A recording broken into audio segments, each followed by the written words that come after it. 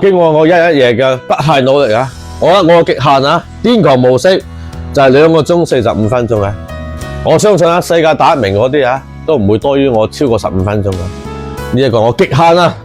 嗰啲不服㗎挑戰嗱，要 PS5 版啊 ，PS5 版PS5 俾你睇 ，PS5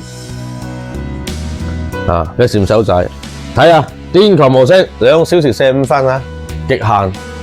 我唔係高手，但我係生化專家。我從1996年生化1玩到依家啊，所有生化我基本上玩過嘅，所以唔好質疑我係咪生化專家啊！可以評論區啊，晒你嘅圖要晒埋自己啊，唔好不多口講個。尋日有個阿閪佬喺度講，又話自己2個鐘10分鐘。你嗰啲電腦修改嘅，唔好同我講。癲狂模式2小時45分鐘啊 ！PS5 版有嘅晒圖同我講。嗱，希望多啲生化9嘅玩家嚟我度直播間交流下，唔明可以問我啊，我可以同大家分享一下我嘅經驗啊。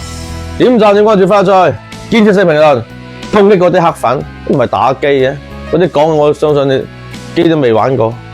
精神。